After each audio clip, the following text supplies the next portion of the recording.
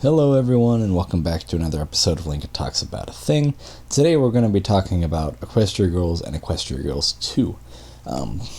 So Equestria Girls 2 is going to come out in a few days, depending on when I upload this video. And I think it's going to be a terrible movie. But before we get to why Equestria Girls 2 will be terrible, I'll talk about why 1 was terrible. So, transition, here we go. The first thing that was wrong about Equestria Girls, it's a movie no one asked for. No one who watched the show said basically, hey, I wish that there was a cat in my room and he needs to go away. I'm so sorry. Anyway, no one who watched the show during season 1 or 2 said, hey, I wish there was a movie where the ponies just became humans and went to high school. I did not hear that one time. Although maybe there were like human crossover fanfics, but who cares? Also, the designs. Why were they blue and why were they like purple? Why do they have to have their normal like pony colors? Like Big Mac was a normal human color and that worked just fine.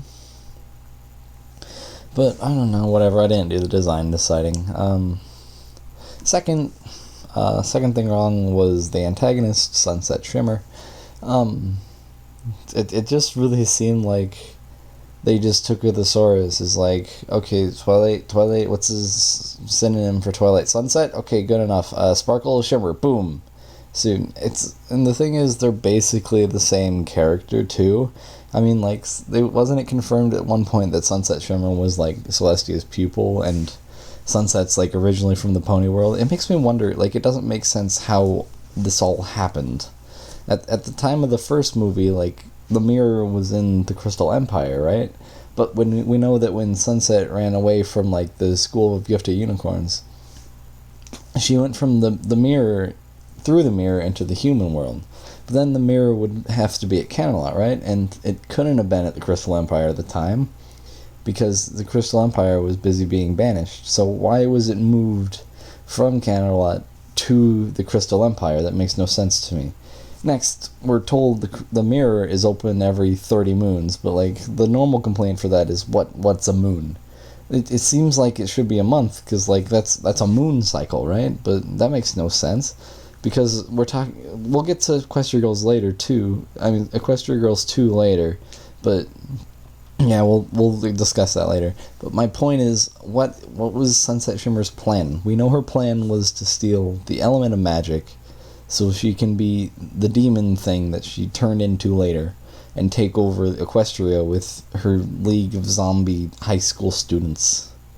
Like, which makes no sense, but we'll get to that later. Next, her plan to get the element of magic so she could do the thing makes no sense either. If the portals open every 30 moons for like a week, and the Crystal Empire only started existing again about the beginning of season 3, then there's no way that Sunset Shimmer could know of its existence. And more importantly, like, if she wouldn't know that Twilight was going to be there and that the element of magic was also going to be near the portal. My only guess is that the mirror was she remembered the mirror being in Camelot, and she just assumed that Twilight would be in Camelot when she popped out. Maybe she's just been like going into the portal every 30 time units and trying her luck. But like, how would Celestia know? Celestia knows that the portal opens every 30 moons, but she doesn't have like guards watching the entrance to the portal when that comes around. Like a portal that leads exactly to where like the inner parts of your castle is like the biggest security threat ever. So that makes no sense. Also, like, the full dance thing that was, like, the climax, almost before the climax of the movie. And, like, that makes no sense either. Because, like, it's meant to be, like, the popularity contest where you see who wins the crown. But that could have been avoided. Like, Sunset doesn't really care about her popularity that much. Because she could have just, like, broken the glass of the display case and just taken the crown. like all the population would have turned into zombies, and she doesn't have to worry about consequences or bad things happening because she's like a demon. Also, like, Twilight could have done that too, but that's not really in her character, so I guess whatever. Next, it screwed up the elements. The elements are just normally used for a plot device, and I have no idea how they work, but this movie ruined everything about them, and actually, by extension, ruined the plot of Season 4. How? Well, let's take a look. So the whole plot of the movie is like about Sunset trying to steal the crown so she can become the demon thing and take over Equestria with like 200 high school zombie students. Now I'd assume that the elements had to work like in conjunction with each other in order to work, and in the past they've needed all of the main 6 to have their elements in order for the elements to work. Like how, excuse me, in the reforming episode, like Discord's plan was to manipulate Fluttershy so she would never use her element against Discord. But I guess because like Sunset's just as magically good as Twilight, she can just use the element of magic however she wants. Also, this thing about the elements were inside them all along is a bullshit excuse, and it systematically undermines all of the Season 4 plot. See, in the movie, 5 of the 6 elements don't even exist in the Equestria Girls universe, and none of the element bearers even have their elements, so by show rules, they can't even be used. But movie rules say, yep, go on ahead, and it seems ridiculous to me that Twilight just wouldn't look at this in the future, like, hey, how do we even do that thing where we use the elements without even having them, especially once she lost them in the Season 4, like, opener.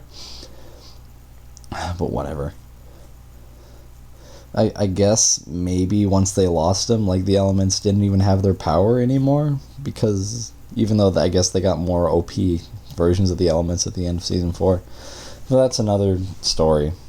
Also, there was that stupid love story plot. That's stupid. We don't need shipping in an MLP movie. Whatever. Also, I can't tell if the Equestria Girls is canon or not. Like, I'm gonna say I can't really even make a decision, because the main 6 were never able to use the elements without actually wearing them during the whole next season. But I guess that can be attributed to the fact that the elements are in the tree now, so they can't use them. But that means that, like, they can't even be the elements anymore. Like, Pinky can't be the element of laughter or whatever have you anymore, so whatever. Next, I can't tell if Flash Century X Twilight is canon, because Flash was in Season 4 at the Crystal Empire, if you remember that. But, like, Twilight didn't seem to say anything, and Flash didn't even really seem to notice her. So I'm assuming it's not canon. Like, and last, I think this is the last thing. Near the end of the movie, Twilight says a really dumb thing. It's basically, now I've gotten used to those hand things, wings will be no problem. But then the first episode of Season 4 shows, like, Twilight still sucking at flying, which was the thing she actually picked up pretty quickly during the season, so I'm really not sure about this one. I guess my best guess as to whether it's canon or not is more like an optional side story. Like, it doesn't do anything that changes or interferes with the canon, but, like, it doesn't really add to it, so I guess kind of canon. Finally, we come to the big dumb ending. And the ending of the movie is big and dumb.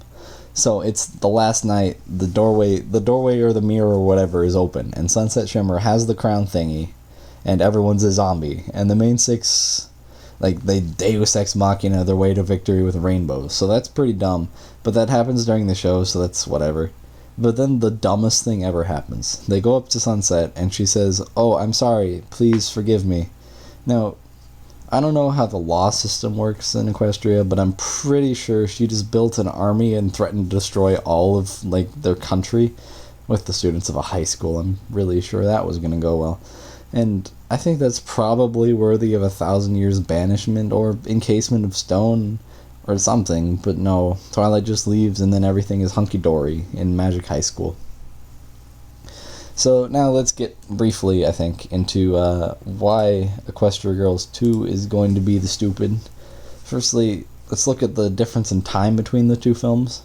The first movie, like, I know you can't really compare it to real life, but it really doesn't make sense for the movie to be 30 months or 2.5 years after the first one, because it was established that the Cutie Mark Crusaders are the freshmen in this situation, right?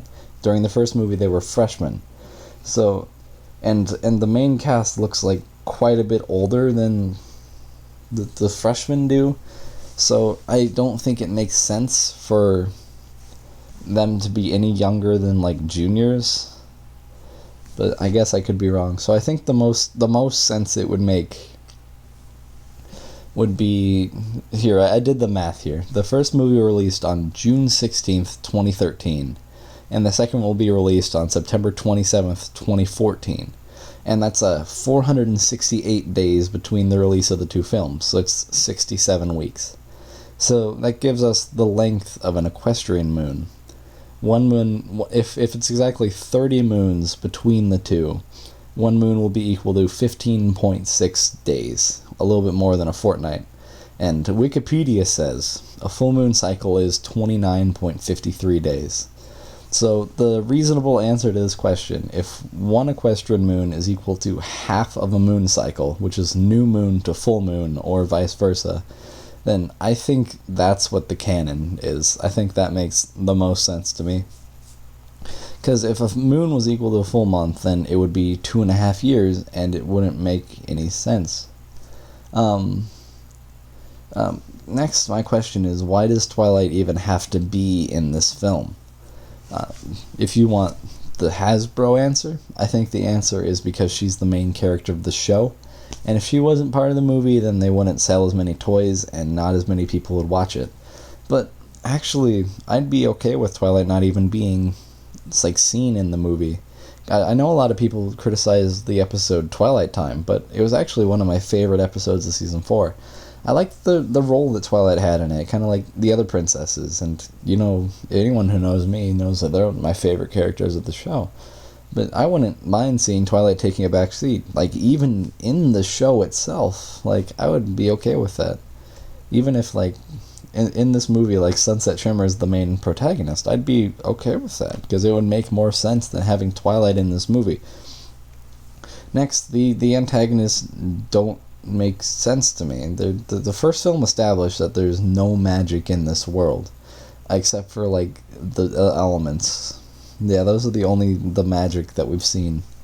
But then the antagonists can use their singing to do mind control or something. Are they from Equestria, or are they from the human world? If they're human, how do they even know about Equestria? If they're originally from the pony world, why does no one notice when random people just happen to appear out of nowhere and just starts doing shit? Also, we've established that every pony in Equestria has a human counterpart in the Equestria Girls canon. If you remember what Pinky said in the first movie, he's like, don't you have a cousin in Manhattan who has a dog just like yours and looks just like you? Do people ever notice that they just have a literally identical twin just doing crap with their name? Also, these antagonists in the movie, they have the worst goal ever. Their goal is just to be liked by everyone. And the way they do this is through, a battle of the bands? What? They're basically like sirens, right? They can control minds through their singing. So why do they need a battle of bands thing in order to do this? And why is the high school, why is that where they start? Can't they just get up on some random talent show stage, or go on American Idol or something and just do their mind control, or just walk around the school singing? I have no idea what's going on and why. So to sum it all up, we have a protagonist who doesn't need to be there, a timeline that makes no sense, a sequel that no one asked for, antagonists with a childlike and confusing motivation, and altogether a plot that makes no sense. It's a recipe for a great movie if I've ever seen one. Anyway, I think that's gone on long enough for now, so thanks for listening to me ramble, and this has been Linkeh Talks About a Thing. Good night, everyone.